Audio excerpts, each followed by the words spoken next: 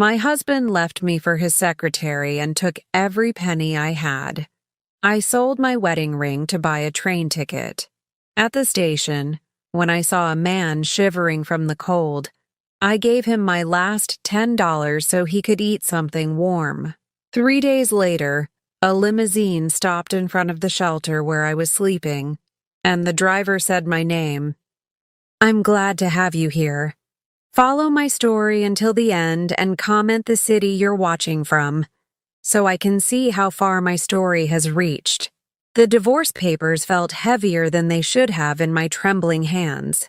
28 years of marriage reduced to cold legal language on cream-colored paper. I sat in my lawyer's office, staring at Wade's signature, so confident, so final, while mine remained a blank line waiting to seal my fate. "Mrs. Henderson, I need to be direct with you," my attorney said, his voice gentle but firm. "Your husband has been very thorough. The joint accounts, the savings, even the retirement fund, everything has been transferred or liquidated. Legally, since many assets were in his name." I stopped listening. The words became white noise as I watched snow begin to fall outside the window. At 52, I was starting over with nothing. Wade had planned this meticulously while I trusted him completely. 28 years of believing we were partners, and I was just the fool who never saw it coming. The secretary. Her name was Amber, and she was 26. I'd met her at the company Christmas party just 6 months ago.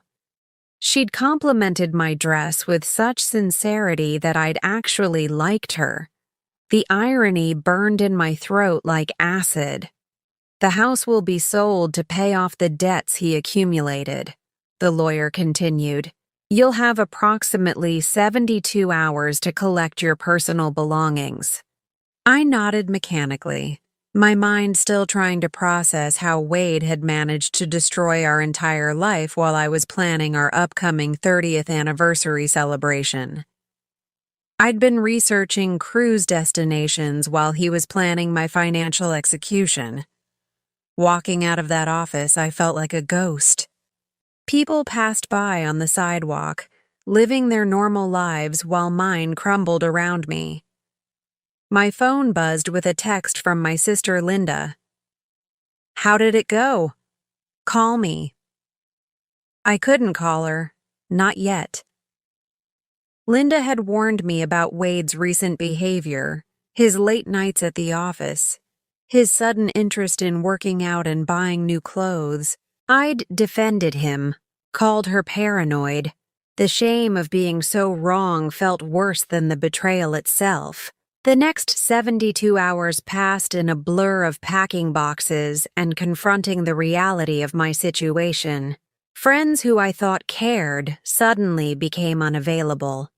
Apparently, word travels fast in small towns, and being the abandoned wife of a respected businessman made me a social pariah overnight. Wade came by on the last day to collect some items. He looked younger somehow, dressed in clothes I'd never seen before. Expensive clothes that Amber had probably picked out. "Rhonda, you have to understand," he started, but I held up my hand. "No, Wade, I don't have to understand anything. Just take what you came for and leave." He grabbed a few photo albums and his golf trophies. 28 years together, and that's what mattered to him. Not the family pictures where we looked happy, not the wedding album I'd cherished, just his golf trophies. "You'll be fine," he said as he headed toward the door. "You're stronger than you think." I almost laughed at the absurdity. He'd systematically destroyed my life and then had the audacity to give me a pep talk. But I didn't respond. I wouldn't give him the satisfaction of seeing me break.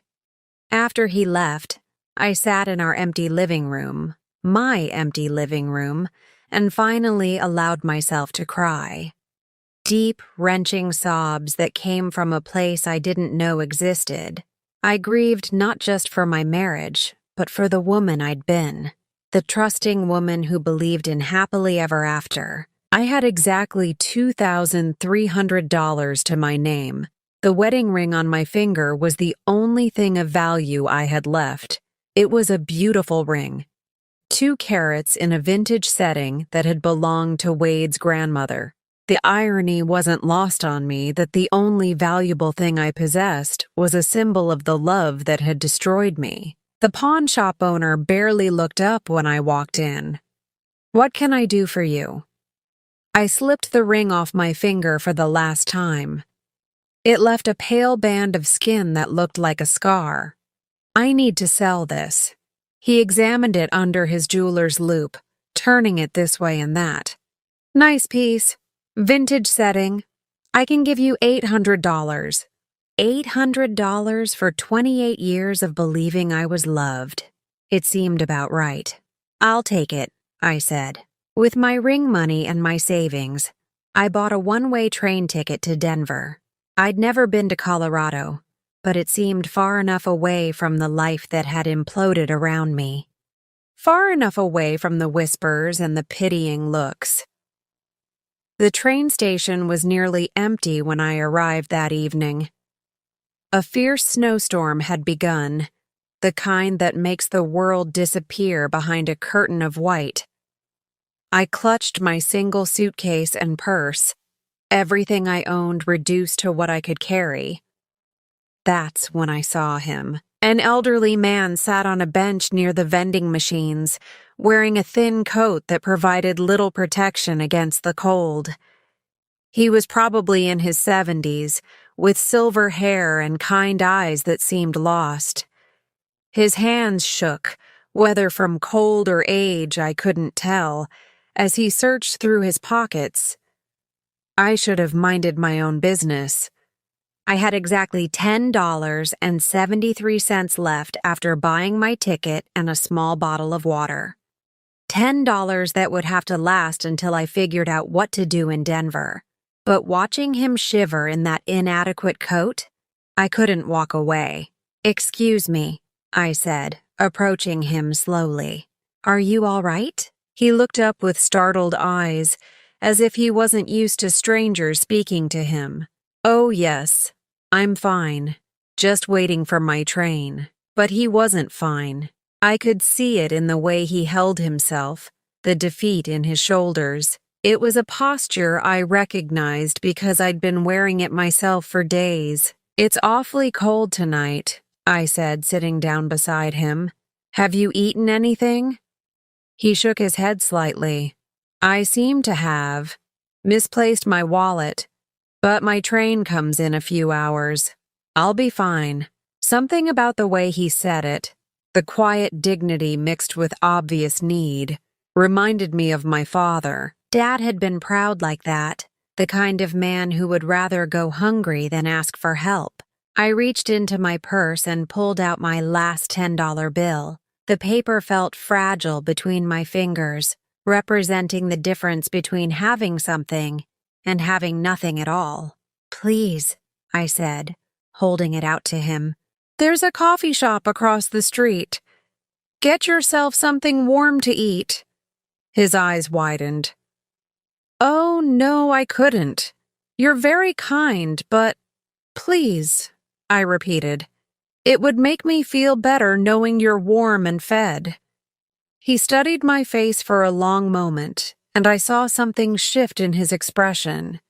Surprise, maybe, or recognition of one kind soul reaching out to another in a moment of darkness. "Thank you," he said quietly, accepting the money. "You have no idea what this means to me." As he walked away into the swirling snow, I felt something I hadn't experienced in weeks. Peace, not happiness. I was still broken and lost and terrified of what came next. But for just a moment, I'd been able to help someone else, and that felt like enough. My train arrived an hour later, and I didn't see the old man again. As we pulled away from the station, I pressed my face to the window and watched the town disappear into the storm. I was leaving with nothing, heading toward an uncertain future. But somehow that act of kindness had given me something I'd lost in the wreckage of my marriage. Hope that there was still goodness in the world, even when everything else fell apart. Little did I know that those $10 would change everything. Denver in January was unforgiving. The cold bit through my thin coat like teeth, and the wind carried snow that stung my face as I stepped off the train. I'd imagined this moment differently, maybe feeling liberated, ready for a fresh start. Instead, I felt like a lost child in a city that seemed determined to swallow me whole. The train station was warmer than the streets, but I couldn't stay there forever. With 73 cents in my pocket and nowhere to go, I did something I'd never imagined I'd have to do. I asked for directions to the nearest homeless shelter. About 8 blocks north, the information desk clerk told me, her voice professional but not unkind. But you might want to hurry. They stop intake at 9 p.m. 8 blocks. In normal circumstances, that would be a pleasant walk.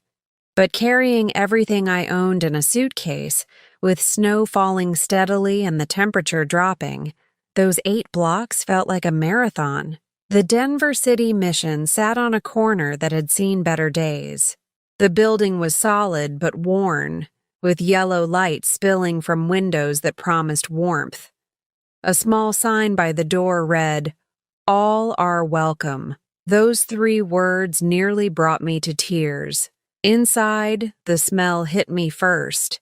Industrial disinfectant mixed with cooking food and too many people in too small a space. The lobby buzzed with quiet activity as staff members processed the evening's arrivals. "First time?" asked the woman behind the intake desk. She was probably my age, with graying hair pulled back in a practical ponytail and eyes that had seen everything but still held compassion. I nodded, not trusting my voice. "Name?" "Rhonda Henderson." She handed me a clipboard with forms. "Fill these out.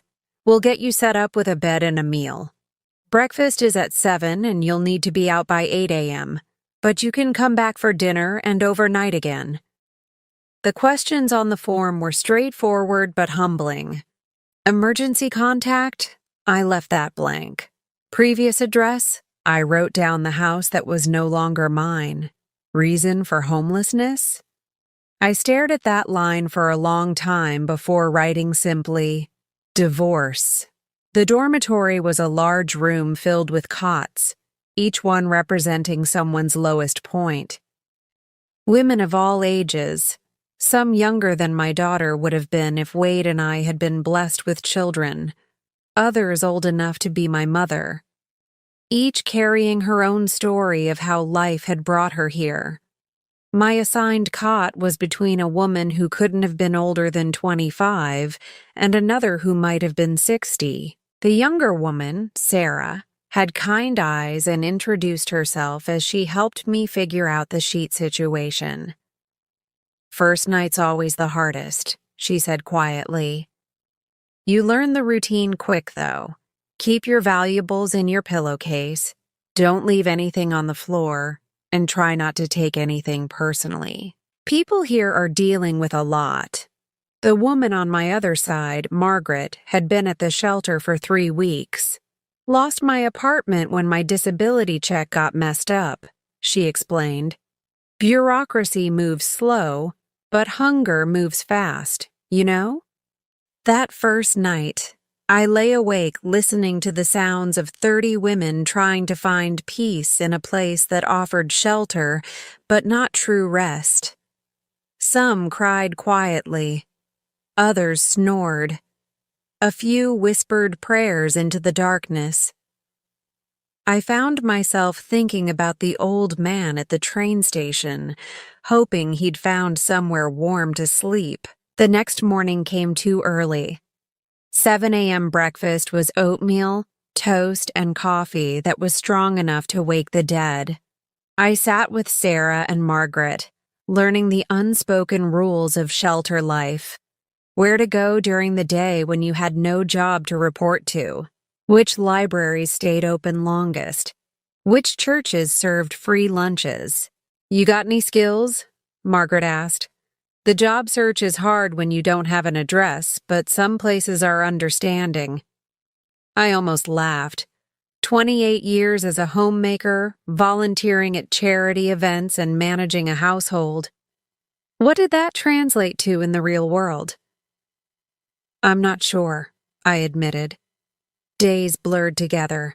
I walked the streets looking for work, but every application asked for an address, a phone number, references. I was caught in the cruel cycle of needing a job to get housing and needing housing to get a job. My 73 cents had quickly become nothing, and I relied entirely on the shelter's meals and whatever free food I could find. The other women became my unlikely family. Sarah was saving for nursing school while working at a fast food place that paid under the table. Margaret had been a teacher before chronic illness derailed her life. Each had dreams deferred, but not destroyed. On my third night, I was settling into my cot when commotion erupted near the front desk. Through the dormitory door, I could see lights flashing outside, red and blue like police cars. My heart raced. Had something happened? Were we in trouble? But then I heard one of the staff members calling my name. Rhonda Henderson? Is there a Rhonda Henderson here? Sarah nudged me. That's you, isn't it? I stood on shaky legs and made my way to the front desk. Through the windows, I could see not police cars, but a sleek black limousine parked outside. The vehicle looked so out of place in this neighborhood that it might as well have been a spaceship. Ma'am, said the staff member, a young man whose name tag read Marcus, there's someone here to see you. To see me? My voice cracked. Are you sure? A man in a crisp black suit stepped through the front door, brushing snow from his shoulders. He was probably in his 50s, with silver-streaked hair and the bearing of someone accustomed to being in charge. His eyes scanned the room until they found me.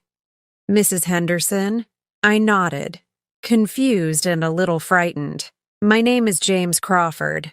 I'm here on behalf of someone you helped a few days ago. Someone who would very much like to speak with you. The room had gone quiet. Every person in the lobby was staring at us, at the impossible scene of a woman in shelter clothes being summoned by a man who clearly belonged to a different world entirely. I'm sorry, I said, but I think there's been a mistake. I haven't helped anyone who... I stopped. The train station, the old man, the $10 I'd given him when I had almost nothing myself. There's no mistake, James said gently. Would you be willing to come with me? I assure you, you're in no trouble. Quite the opposite. Sarah appeared at my elbow.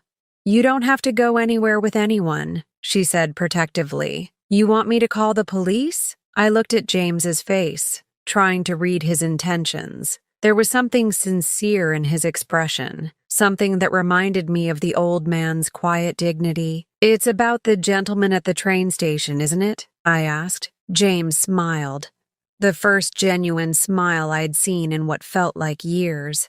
Yes, ma'am. Mr. Hartwell has been quite anxious to find you. He has something he'd like to discuss. Mr. Hartwell, so that was his name. I looked around the shelter, at the women who had become my temporary family, at the life I'd been building from scraps and determination. Will you bring me back? I asked. If that's what you wish, James replied. But I think you might want to hear what Mr. Hartwell has to say first. Margaret shuffled over and squeezed my hand. Honey, sometimes angels come in unexpected packages. Maybe it's time to see what this is about. I gathered my few belongings, it didn't take long, and followed James out into the cold night. The limousine was warm and luxurious beyond anything I'd ever experienced. Leather seats, soft lighting, and classical music playing quietly from hidden speakers. As we pulled away from the shelter, I watched it disappear in the rear window. 3 days ago, I'd walked through those doors broken and desperate. Now I was riding in a limousine toward an unknown future, all because I'd given my last $10 to a stranger who looked cold and hungry. Whatever was waiting for me, I knew my life was about to change again. I just prayed it would be for the better this time. The limousine glided through Denver's upscale neighborhoods, past houses that glowed with warm light and prosperity. I pressed my face to the tinted window, watching a world I'd once belonged to, but now felt like a tourist observing from the outside. "Where are we going?" I asked James, my voice barely above a whisper. "Mr. Hartwell's home," he replied. "He's quite eager to see you again." 20 minutes later, we turned through massive iron gates that opened silently as we approached. The driveway curved through landscaped grounds that even in winter looked meticulously maintained. When the house came into view, I actually gasped. It wasn't just large, it was magnificent. A stone mansion that looked like it belonged in an English countryside, with tall windows glowing golden against the night sky. This wasn't new money trying to impress. This was old wealth that didn't need to prove anything to anyone. "Mrs. Henderson," James said as we stopped in front of the main entrance. "Before we go in, I want you to know that Mr. Hartwell is a very private man. What happened at the train station, it meant more to him than you could possibly imagine." The front door opened before we could knock, revealing the old man from the train station. But he looked completely different now. Gone was the thin coat and the defeated posture. He stood straight and dignified, wearing an expensive sweater and wool slacks. His silver hair was neatly combed, and his eyes, those same kind eyes, held a warmth that made my chest tighten with emotion. "Rhonda," he said, and just hearing him say my name with such genuine pleasure nearly undid me. "Thank you for coming. Please, come in out of the cold." The foyer was breathtaking. Marble floors, crystal chandelier, and a sweeping staircase that belonged in a movie. But what struck me most was how warm it felt despite its grandeur. Family photographs lined the walls, and fresh flowers sat on antique tables. "I'm William Hartwell," he said, extending his hand, "and I owe you an enormous debt of gratitude." "Mr. Hartwell, I don't understand. You don't owe me anything. It was just $10. His eyes crinkled at the corners. "Just $10. Come, let's sit by the fire, and I'll explain everything." He led me to a library that was like something from a dream. Floor-to-ceiling bookshelves, leather chairs positioned around a crackling fireplace, and the smell of old books and polished wood. He gestured for me to sit in one of the chairs while he settled into the one across from me. "First, I want to apologize for the deception," he began. "What you saw at the train station, that wasn't exactly who I am." I studied his face, trying to reconcile this distinguished gentleman with the lost-looking man I'd encountered 3 nights ago. "Who are you?" William leaned back in his chair, his fingers steepled. "I'm what you might call a very wealthy man, Rhonda. I made my fortune in real estate development and investments. But wealth, I've learned, can be both a blessing and a curse." He stood and walked to the mantelpiece, where a large photograph showed him with a beautiful woman who appeared to be about my age. She had kind eyes and a radiant smile. "That's my wife, Eleanor. Was my wife. She passed away 8 months ago." The pain in his voice was unmistakable, and I felt my heart clench in sympathy. "I'm so sorry. 43 years of marriage," he continued, his voice thick with emotion. "She was everything good in my life. Eleanor had this incredible ability to see the best in people, to believe that kindness still existed in the world even when evidence suggested otherwise." He turned back to me, and I saw tears glistening in his eyes. "After she died, I became lost, bitter even. I started to believe that people only cared about money, that genuine kindness was extinct. I began to hate what my wealth represented because it seemed to bring out the worst in people around me." I shifted forward in my chair, drawn into his story despite my confusion about why he was sharing it with me. "3 weeks ago, I had what I suppose you'd call a breakdown. I told James I needed to get away, to see if there was any goodness left in the world. So I put on old clothes, took no identification, no credit cards, nothing that would identify me as William Hartwell. I wanted to see how people would treat me when I had nothing to offer them." My breath caught as understanding began to dawn. "For 3 weeks, I wandered through different cities, different neighborhoods. I visited shelters, sat in parks, stood on street corners. Do you know what I discovered?" His voice turned bitter. "People walked past me like I was invisible. Not one person offered help. Not one person even made eye contact. I began to think Eleanor had been wrong, that kindness really was dead." He moved closer to my chair, his eyes intense. "And then I met you at that train station. Mr. Hartwell, you were clearly struggling yourself," he interrupted. "I could see it in your posture, in the way you held that single suitcase like it contained everything you owned. You had every reason to ignore me, to focus on your own problems, but instead, you sat down beside me. You talked to me like I was a human being worth caring about." I thought back to that moment, remembering the defeated way he'd held himself. "You reminded me of my father. He was proud like that, too proud to ask for help even when he needed it." William's eyes softened. "And then you gave me your last $10. James has since confirmed that you had exactly 73 cents left after giving me that money.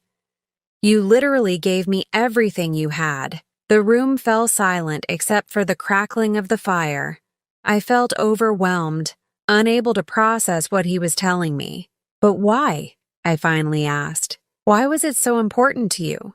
William returned to his chair, leaning forward earnestly. "Because in that moment, you proved Eleanor right. You proved that kindness isn't dead, that there are still people in this world who will help a stranger simply because it's the right thing to do. You saved more than my faith in humanity, Rhonda. You quite literally saved my life. I don't understand." His voice dropped to barely above a whisper. "I was planning to end it all. That night at the train station was supposed to be my last test. If no one showed me kindness, if no one proved that good people still existed, I was going to. Well, it doesn't matter now. Because you did show me kindness. You gave me hope." The weight of his words hit me like a physical blow. My simple act of compassion had saved a man's life. I started to cry, not the gentle tears I'd been fighting back, but deep, overwhelming sobs. "Oh, my dear," William said, moving to kneel beside my chair. "I didn't mean to upset you. You don't understand," I managed between sobs. "These past few weeks I've felt so useless, so worthless. My husband left me with nothing, and I started to believe that maybe I really was worthless, that maybe I'd never mattered to anyone. William handed me a handkerchief, real linen, monogrammed with his initials. You matter, Rhonda. You matter so much that you changed the entire course of my life with a single act of kindness. I wiped my eyes and looked around the magnificent room, at this man who commanded respect and resources I couldn't imagine. What happens now? William smiled, and for the first time since I'd walked into his home, he looked like the lost man I'd met at the train station. That depends on you. I have a proposition, but first I want you to know that you owe me nothing. You've already given me everything: my life, my hope, my faith. Anything I offer you now is simply my way of trying to balance the scales. What kind of proposition? I run a charitable foundation, the Eleanor Hartwell Foundation for Human Services. We fund homeless shelters, job training programs, food banks, programs that help people rebuild their lives. Eleanor started it, and I've continued her work, but... He paused, choosing his words carefully. I've been managing it from a distance, through accountants and lawyers. I think Eleanor would have wanted someone with real experience. Someone who understands what it means to need help, to run the day-to-day operations. My heart began to race. You're offering me a job? I'm offering you a purpose if you want it. A chance to help other people the way you helped me. The position comes with a salary of $75,000 per year, full benefits, and a small apartment above the foundation's offices. $75,000. It was more money than I'd ever imagined making on my own. But more than that, it was a chance to matter again, to use my pain to help other people heal. Why me? I asked. You could hire anyone, someone with credentials and experience. William's smile was gentle but firm. Because you understand what it means to lose everything and still find compassion for others. Because when you had nothing, you gave everything. That's not something you can learn in school, Rhonda. That's something you carry in your heart. I looked around the beautiful room, thinking of the shelter I'd left behind, of Sarah and Margaret and all the other women trying to rebuild their lives from nothing. This felt like a dream, too good to be true. Can I ask you something? I said. Anything. That night at the train station, if I hadn't helped you, would you really have? William was quiet for a long moment.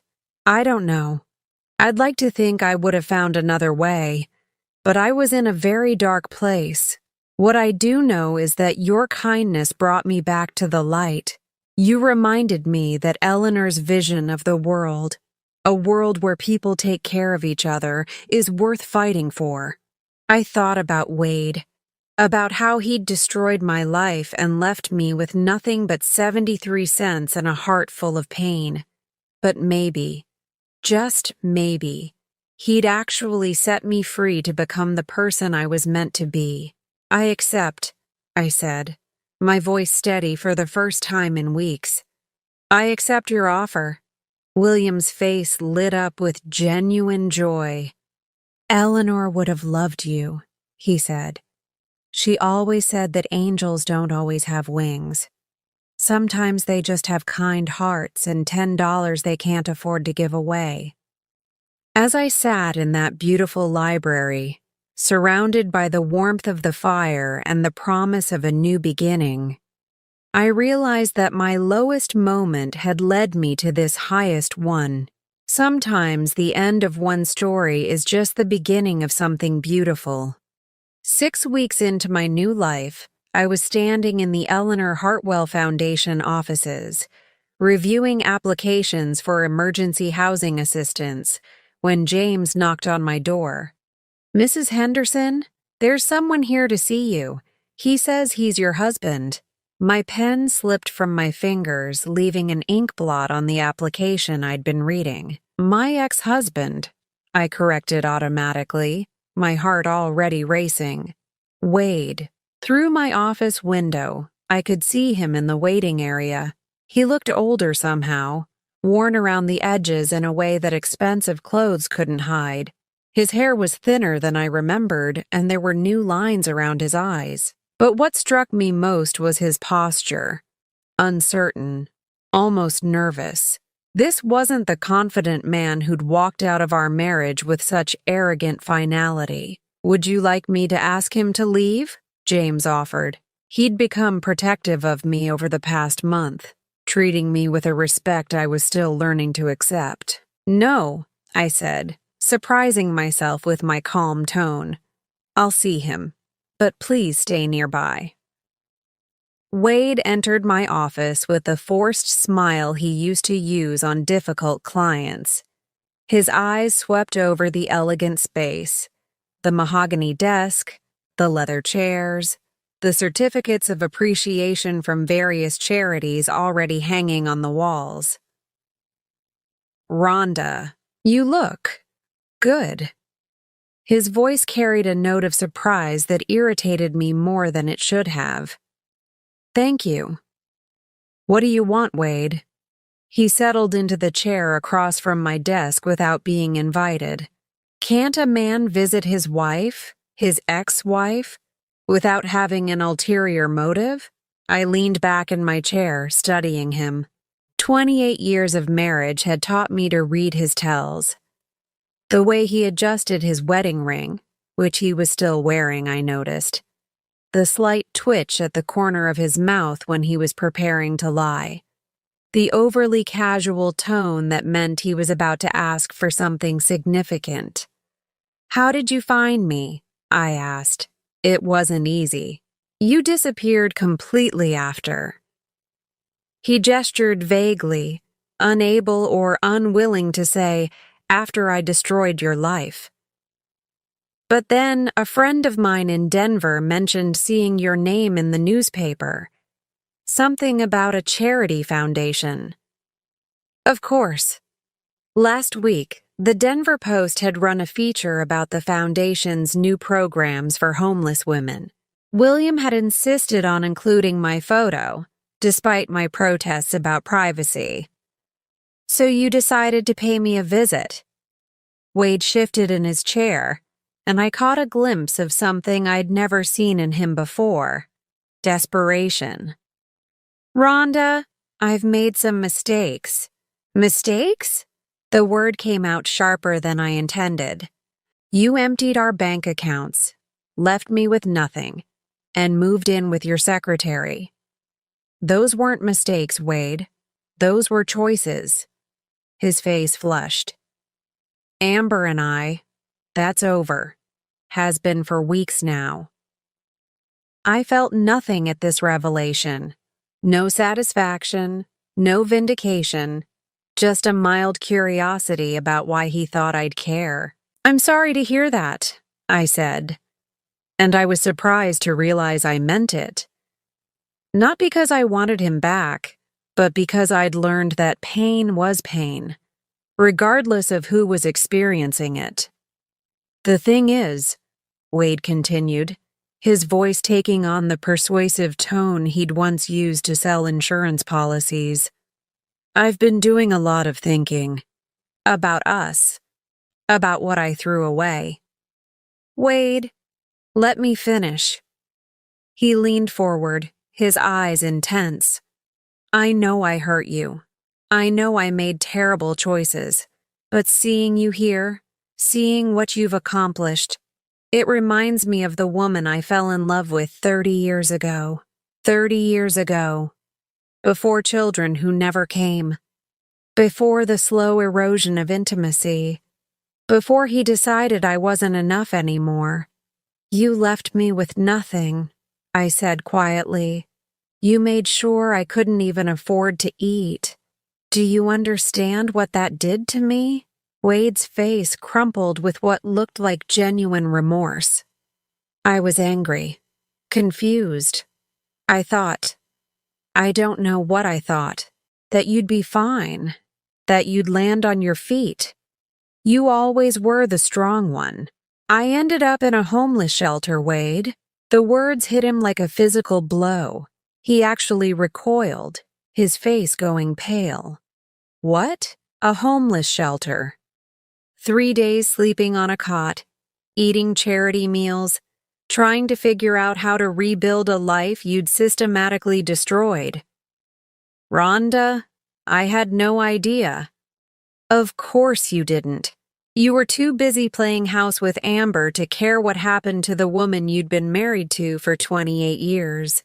Wade was quiet for a long moment, staring at his hands.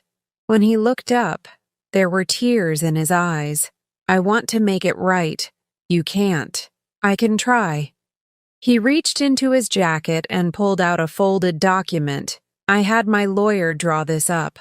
It's a financial settlement, more than fair. It gives you half of everything I have left. I didn't touch the papers. What do you mean, everything you have left? Wade's laugh was bitter. Turns out 26-year-olds are expensive. Amber had very particular tastes. The sports car, the luxury apartment, the shopping trips. It added up fast.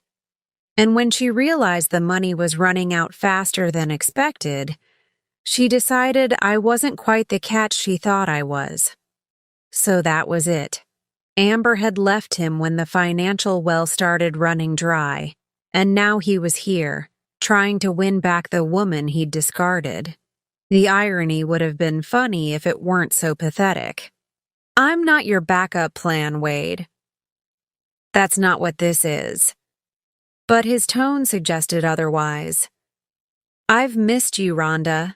Missed us. What we had was real, even if I forgot that for a while.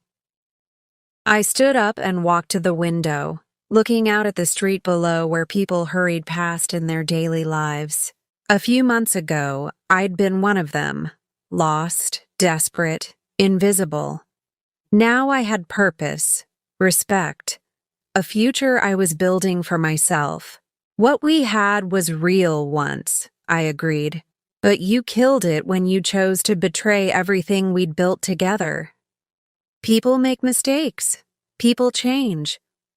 You're right, I said, turning back to face him. I've changed. I'm not the same woman who depended on you for everything, who built her entire identity around being your wife. I like who I am now, Wade. I like the life I'm building. Wade stood as well, moving closer. But imagine what we could build together. You're clearly successful here, this foundation, this position. And I still have resources, connections. We could be a team again. A team, as if we'd ever really been partners rather than him being the star and me the supporting player. I notice you're still wearing your wedding ring, I observed. Wade looked down at his hand as if surprised to see the gold band there. I never took it off. Even with Amber, part of me always knew I'd made a mistake.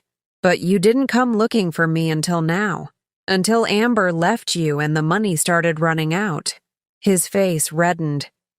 It's exactly what this is. I moved back to my desk, putting the solid wood between us. You didn't miss me, Wade.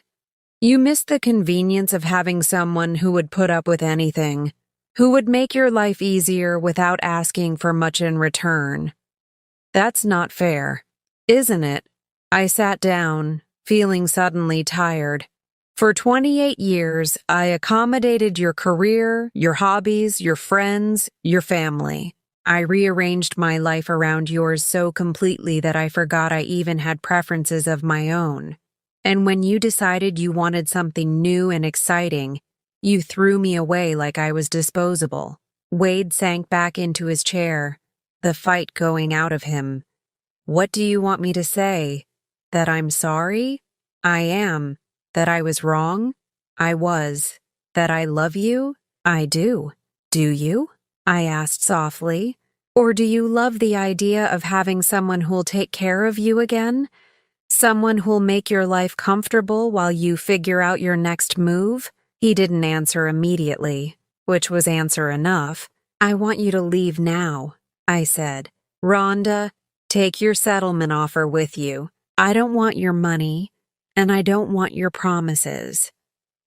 I've built something here that's mine, something that matters.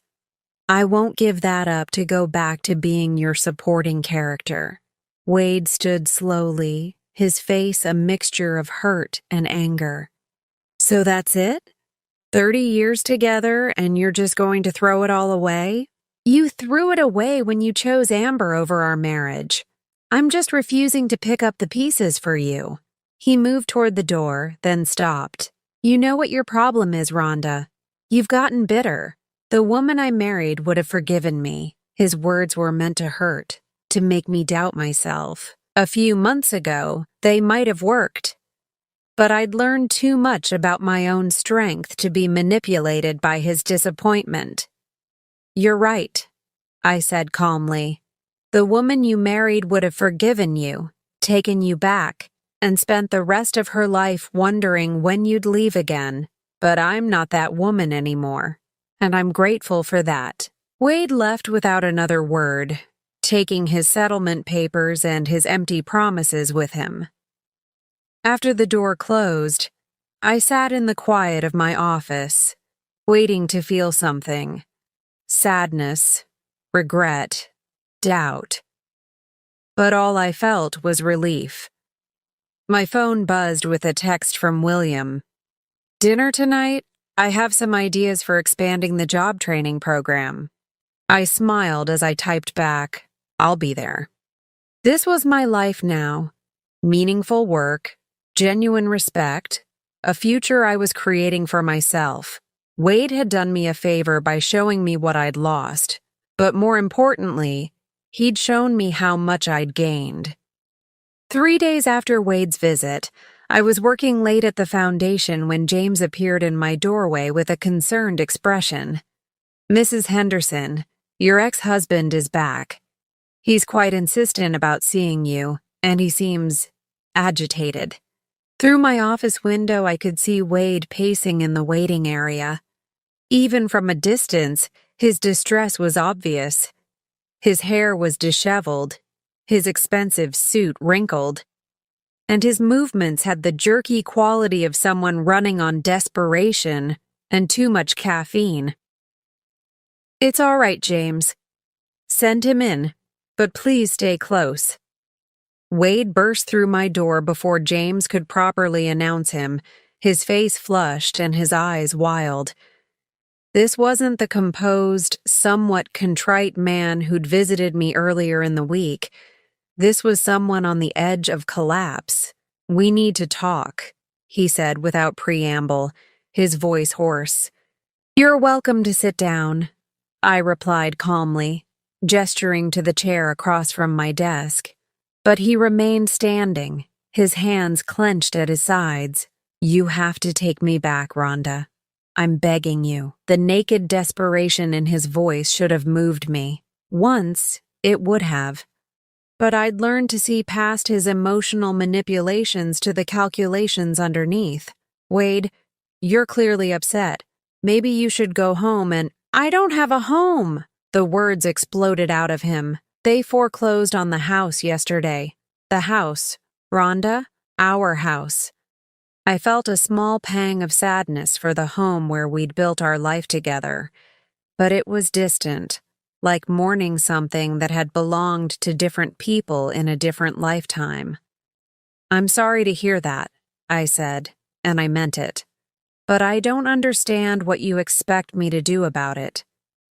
Wade dropped into the chair, his head in his hands. It's all gone. Everything. The house, the savings, the retirement accounts. Amber. She didn't just spend money on herself. She had debts. Gambling debts. Credit cards I didn't know about. She used my name, my credit. The picture was becoming clearer. Wade hadn't just been supporting a young mistress with expensive tastes. He'd been unknowingly funding her addictions. "When did you find out?" I asked. 2 weeks ago, after she left. The bills started coming in, collection agencies calling. I tried to handle it myself, thought I could work something out, but he looked up at me, his eyes red-rimmed and desperate. "I need help, Rhonda. I need you." There it was, the real reason for his return. Not love, not remorse, but financial necessity. I should have felt vindicated, but instead I just felt tired. "You want me to help you financially?" "Not just money," he said quickly. "Though yes, I know you're doing well here, and I thought maybe. But it's more than that. I need stability. I need someone who knows me, who understands." "Someone who'll clean up your mess," I interrupted. Wade's face flushed. "That's not what this is." "Isn't it? You come here talking about love and second chances, but what you're really asking is for me to rescue you from the consequences of your choices. Again. I made mistakes. You made choices, Wade. You chose to leave our marriage. You chose to empty our accounts. You chose to trust someone you barely knew with our financial future. These weren't mistakes. They were decisions." Wade stood abruptly, beginning to pace again. "Fine. Yes, I made bad decisions, but we're married. We're married. We're divorced, remember? Your idea. We can fix that. We can remarry. We can— Wade, stop." My voice was firm enough to cut through his increasingly frantic words. "Listen to yourself. You're not asking me to take you back because you love me. You're asking because you need someone to take care of you. That's what marriage is," he snapped, his desperation finally turning to anger. "People taking care of each other. I took care of you for 28 years. You took care of me?" I stood up, feeling my own anger rise for the first time since he'd walked back into my life.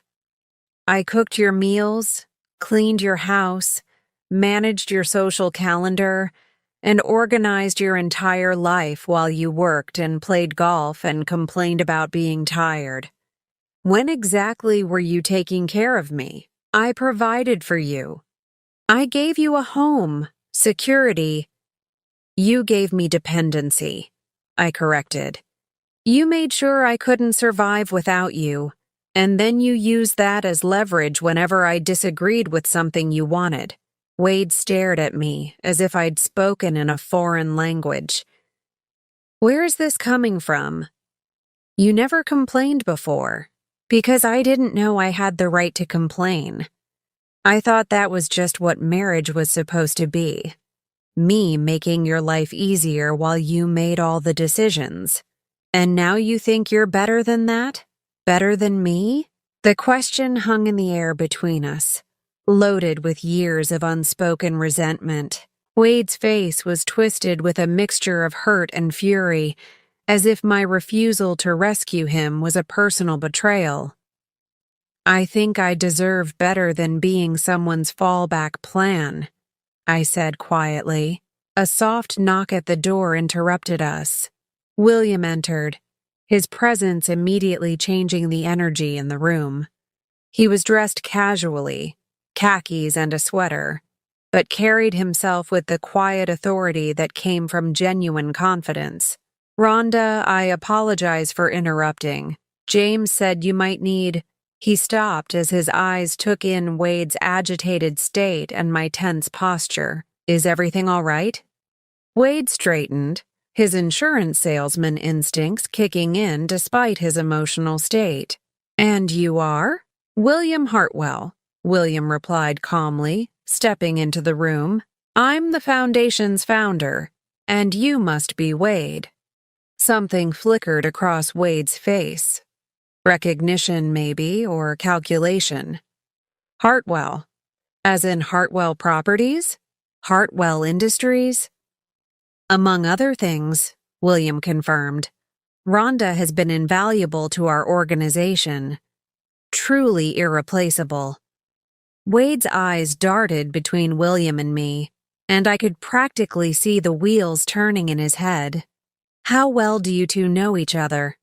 Well enough, William said, his tone pleasant but with an edge that suggested Wade should be careful about his next words. I see. Wade's voice took on a nasty tone I recognized from his worst moments during our marriage. And I suppose you think you know all about our relationship? About what we meant to each other? I know that Rhonda is one of the most compassionate, intelligent, and resilient people I've ever had the privilege to meet, William replied evenly.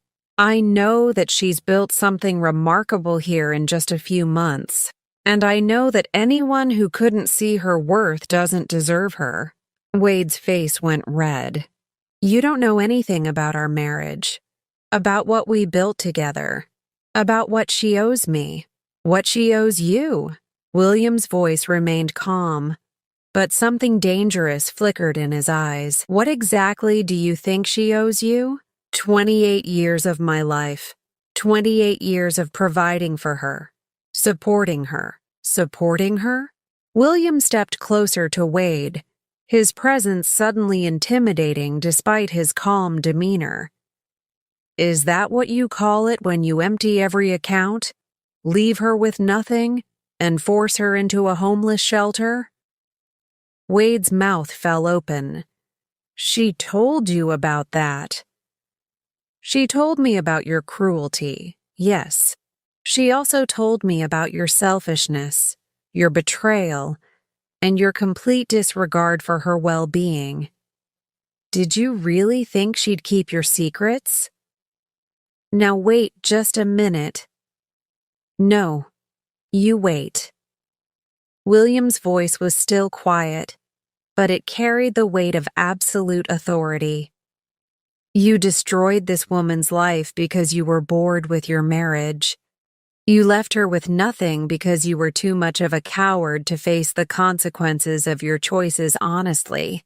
And now you have the audacity to come here demanding that she clean up another mess you've made. Wade looked between William and me, his face cycling through confusion, anger, and growing realization. How much has she told you? Everything that matters, William replied, including the fact that you're here because your latest relationship has left you bankrupt, not because you've suddenly realized what you lost. The words hit Wade like physical blows.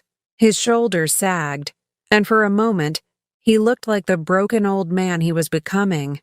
It's not like that, he said weakly, isn't it?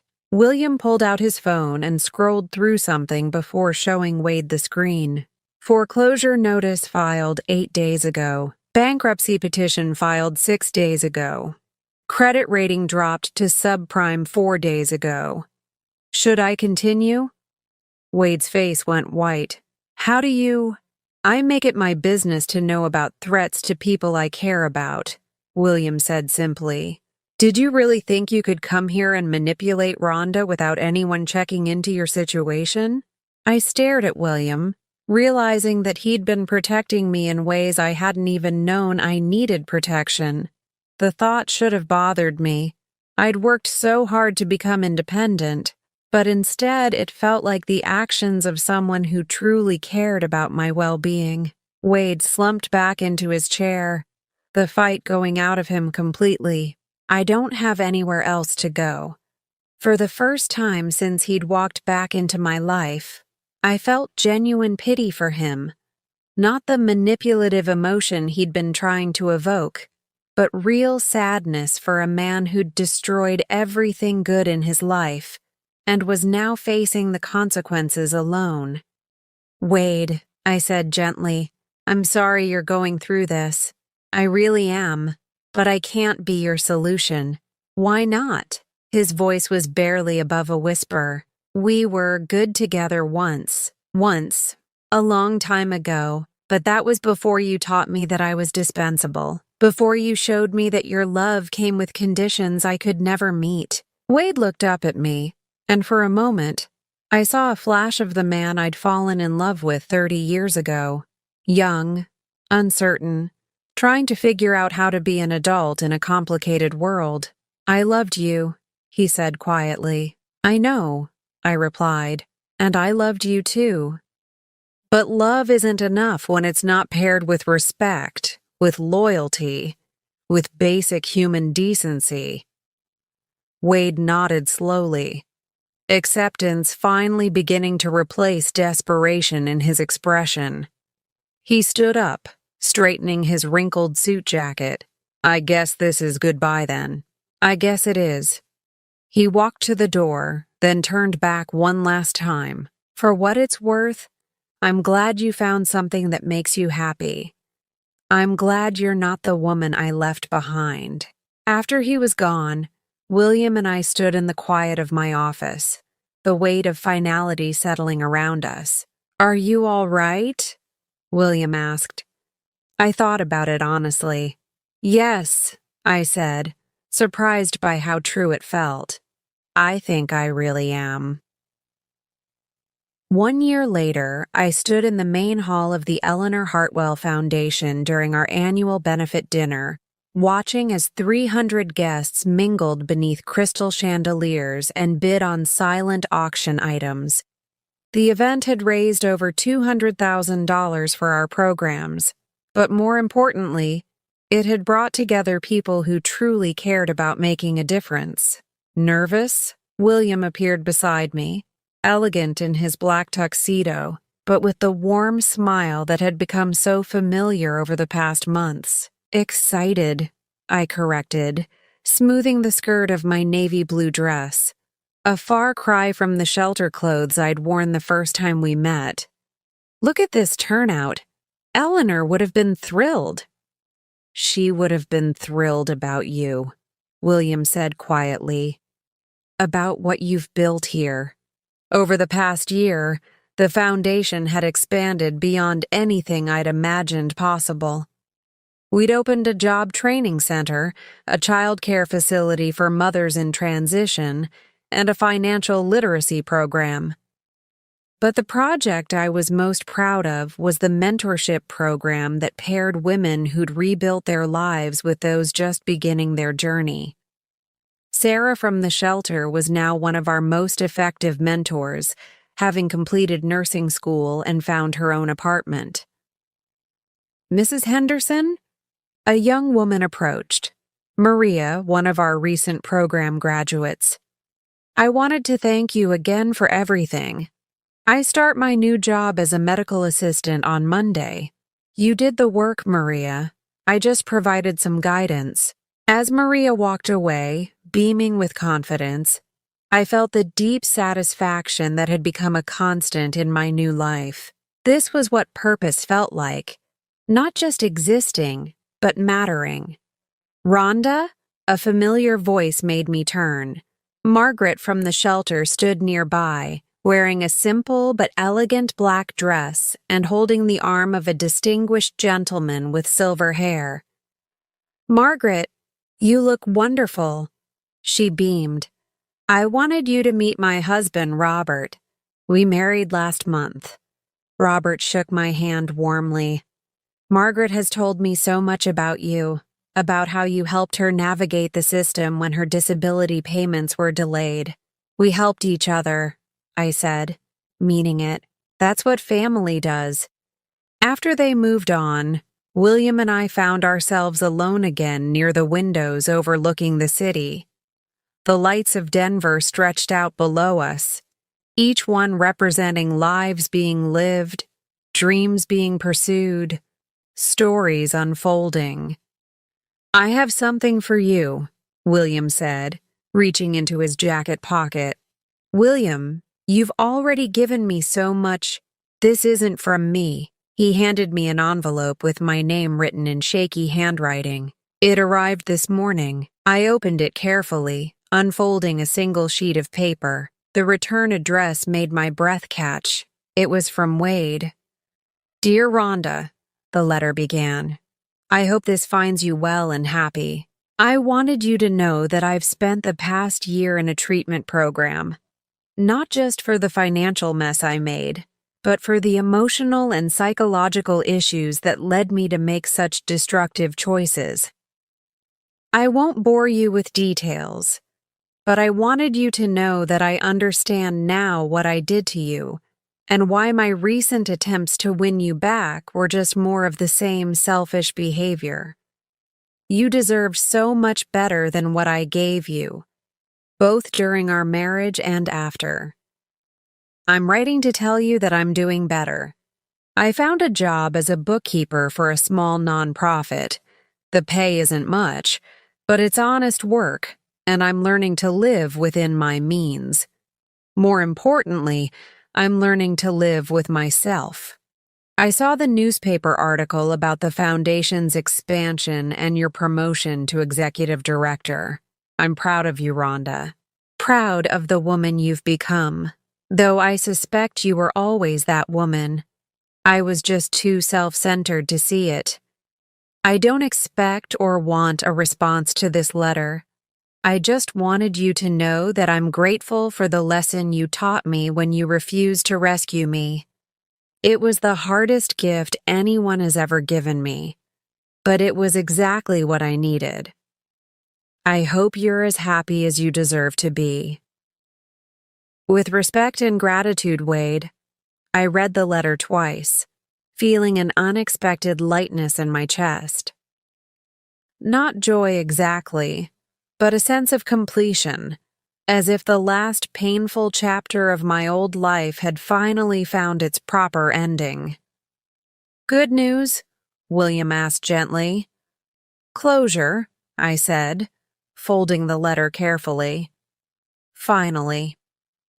William nodded, understanding without needing explanation. Over the past year, our friendship had deepened into something I was still learning to name. It wasn't romance.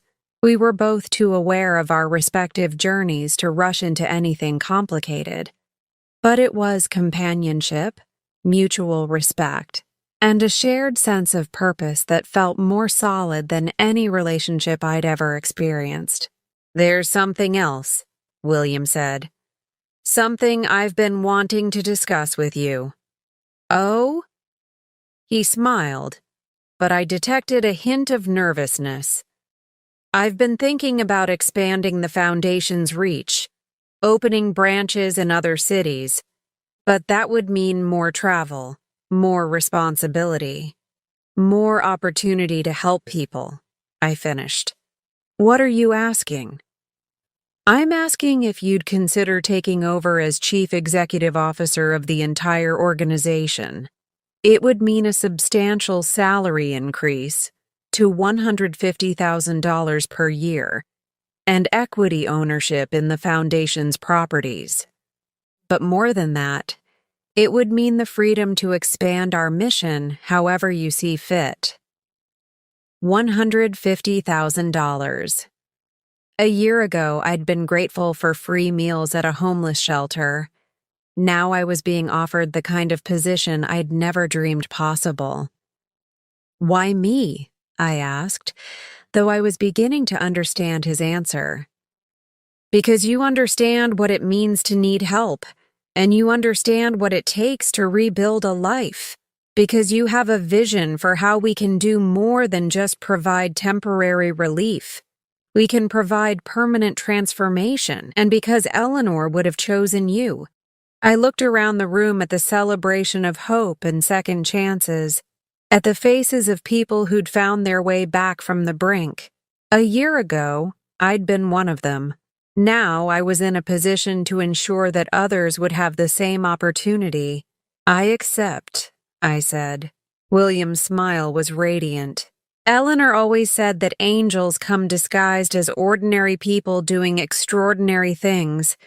I think she was talking about you. She was talking about all of us, I corrected. Everyone who chooses kindness when they could choose selfishness. Everyone who helps when they could walk away. As the evening wound down and guests began to leave, I found myself standing once again by the windows. But this time I wasn't looking at the city lights. I was watching William say goodbye to the last of the donors, his easy grace and genuine warmth evident in every interaction.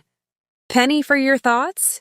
he said, rejoining me. "I was thinking about train stations," I said.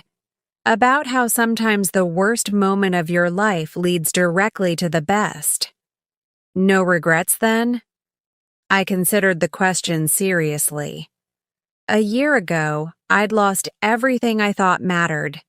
My marriage, my home, my financial security, my sense of identity. But in losing those things, I'd found something more valuable.